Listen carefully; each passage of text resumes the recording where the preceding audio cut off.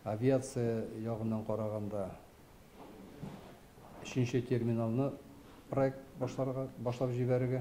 2,5 миллион пассажирға есепленген Қазан аэропорты аша хәзер елына 4 миллион кіші уза. Бір атналы Рөстәм Миңнеханов катнашындагы утырышта һава аланының 2050 елга кадәр үсеш стратегиясын кабул иттеләр. Яңа терминал проектын алыначаклар. Моннан тыш һава юлы белән йөк ташу буенча да күрсәткечләрне арттырырга җыеналар. Яңа 2 склад өчен урын билгеләнгән инде.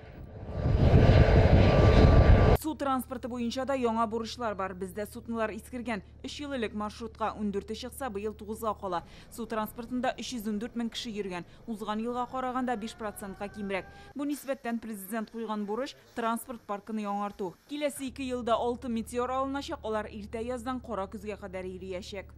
Беренче ул җиретелгән транспортларны ремонтка куеп, дебаркадерларны ремонтлап, bir отдельный программа түзілді. Шул программаларны оештырырга кирәк быел.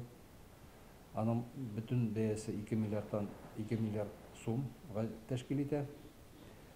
Шунда яңа 2 метеор, икенче елга тагын 4 метеор ясап чыгалсак, безнең бу су транспорты мәсьәләсе әзрәк ачылып китәргә дип уйлыйбыз без.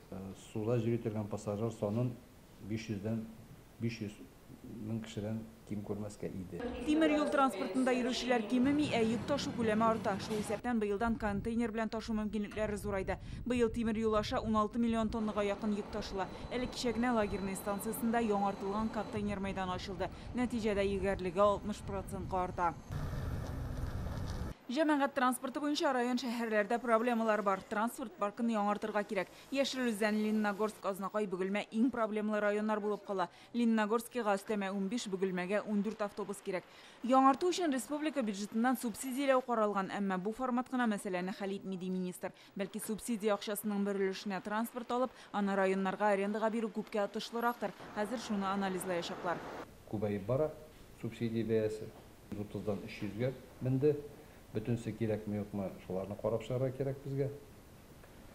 Чөнки 4000 километрдан 10000 километрга өстәгән маршрутларның нәрсә булып чыкканын бүген менә хәзер как раз анализ үткәрәбез. Трамвай мәсьәләсе карарга кирәк иде дип уйлыйбыз. Бу Нижнекамский белән Шола шәһәрләре яңа районнар төзелде.